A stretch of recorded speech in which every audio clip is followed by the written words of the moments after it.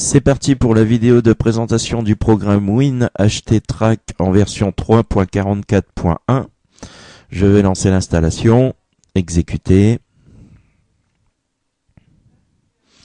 Next, I accept the agreement, next, next, next, next, et installe.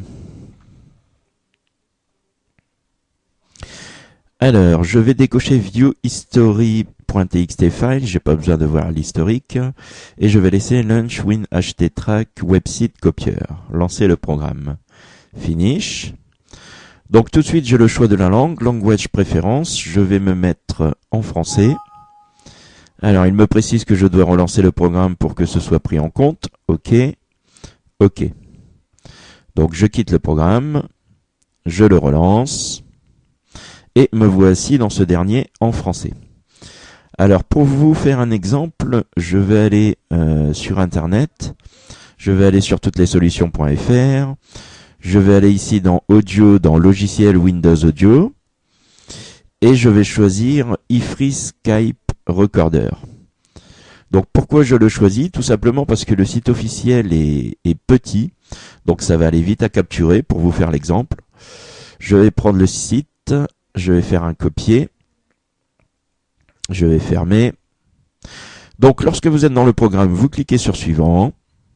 Ici, nom du projet, je vais l'appeler iFree. Ici, j'ai le choix du chemin où va s'enregistrer les fichiers. Donc, je vais le mettre dans Capture et Site. OK. Je vais faire Suivant. Donc ici, dans Action, vous avez plusieurs choix. Vous avez la copie automatique de site web, ce que je vous conseille. Vous avez une copie interactive, donc à chaque fois, il va vous demander, lorsqu'il y a des sites externes, s'il faut le capturer ou non. Ici, vous avez téléchargé des fichiers spécifiques, aspiré tous les sites dans les pages, miroirs multiples, donc ce qui n'est pas évident, puisqu'il y aurait beaucoup de choses à sauvegarder. Tester les liens dans les pages, reprendre une copie interrompue et mettre à jour une copie existante, ça c'est plutôt pratique. Donc je vais rester sur copie automatique de site web, je vais coller l'adresse que j'ai choisie. Alors ici vous avez toute une série d'options, plus ou moins pratiques suivant ce que vous sélectionnez. Donc vous avez le serveur proxy, donc si vous avez un serveur proxy c'est très utile. Vous avez le réglage de filtrage, donc ce qui est pratique par exemple pour exclure les sites de publicité, comme par exemple ici -ad.doubleclick.net.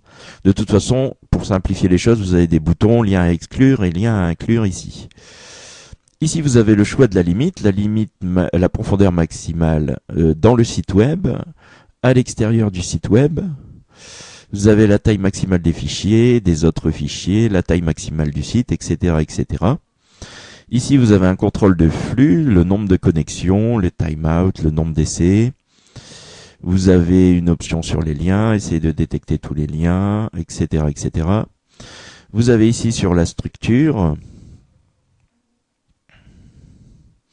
Ici, vous avez un onglet fouineur, accepter les cookies, analyser les fichiers Java, etc., etc.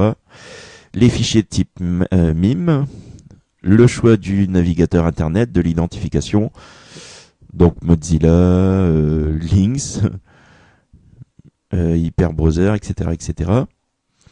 Ici, vous avez journal et index, tout stocké en tâches, fichiers journaux, constituer un index, et enfin un dernier onglet pour les experts, qui se trouve ici. Donc moi, je vais ne toucher à rien, je vais juste faire suivant, préciser les options de connexion si nécessaire, puis presser terminer pour commencer la capture du site. Donc vous avez le choix de déconnecter à la fin de l'opération ou carrément d'éteindre le PC lorsque c'est terminé.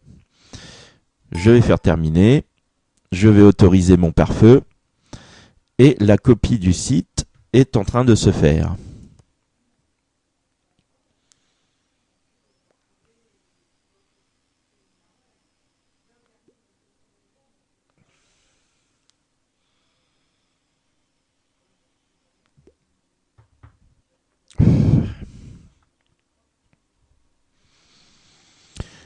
Alors là, par exemple, il met du temps sur celui-ci puisque c'est le fichier exécutable du programme qui est assez lourd.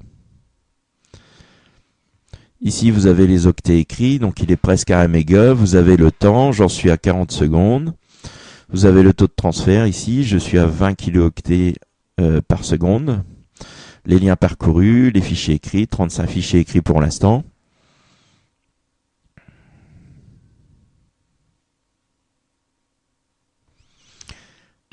Alors voilà, il a terminé, je vais cliquer sur terminer. Je vais quitter le programme, je vais me rendre dans mon ordinateur, dans le C2 points, dans le répertoire capture et le répertoire site. Donc j'ai un répertoire ifree du nom de mon projet et j'ai ici mon index.html. Donc comme vous le voyez là-haut, je surfe sur mon ordinateur et non sur Internet. Pour en être bien sûr, je vais faire un développement web et je vais travailler hors connexion. Donc là, je suis carrément hors connexion. Si je clique sur Download, le site navigue toujours. Si je clique sur Tutorial, ça fonctionne toujours. Contact. Download, je peux même cliquer sur le fichier exécutable puisqu'il l'a récupéré aussi dans le disque dur. Donc comme vous le voyez, le site est une copie en offline à présent. Voilà, c'est tout pour cette présentation vidéo.